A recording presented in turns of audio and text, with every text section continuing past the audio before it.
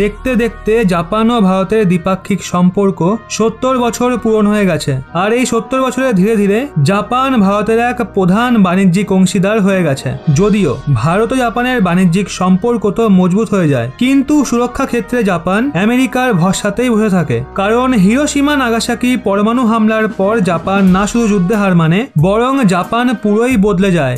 এমনকি জাপানের পুরো সংবিধানই আমেরিকার কথা অনুযায়ী বানানো হয়। ওদিকে সুরক্ষার জন্য জাপান অ্যাটাককারী সেনা নয়, বরং ডিফেন্সকারী সেনা বানায়। মানে জাপান কম দূরত্বের ট্যাকটিক্যাল হাতিয়ার বা ডিফেন্স হাতিয়ারই বানায়। কিন্তু উত্তর কোরিয়া এবং চীনের বৃদ্ধিপ্রাপ্ত বিপদের কারণে জাপান বুঝতে পারছে জাপানকেও হাতিয়ার বানাতে এবং হাতিয়ারের বাণিজ্যে ঝাঁপানোর আবশ্যকতা রয়েছে। আর এর দরুন জাপান 2014-তে হাতিয়ারের উৎপাদনের উপর লাগানো সমস্ত প্রতিবন্ধকতাকে সরিয়ে দেয়। আর এখানে বলে দিই, জাপান নিজের হাতিয়ার উৎপাদনের সঙ্গে যুক্ত প্রতিবন্ধকতাকে কেবল এর জন্য সরায় যাতে ভারত ও সৌদি আরবের মতো হাতিয়ারের বড় গ্রাহকদের জাপানের তৈরি ট্যাকটিক্যাল হাতিয়ার বা ডিফেন্স হাতিয়ার বিক্রি করা যায়। যদিও জাপান ভারতকে নিজের হাতিয়ারের গ্রাহক বানাতে সফল হয়নি, কারণ ভারত ও জাপানের মাঝে হাতিয়ারের বাণিজ্যকে নিয়ে অনেকবার চর্চা তো হয়, কিন্তু টেকনোলজি ট্রান্সফারের বিষয়ে কখনোই সহমত হয়নি। যদিও মজার বিষয় হলো জাপান ভারতকে হাতিয়ার বিক্রি করার জন্য প্রতিবন্ধকতা সরায়, কিন্তু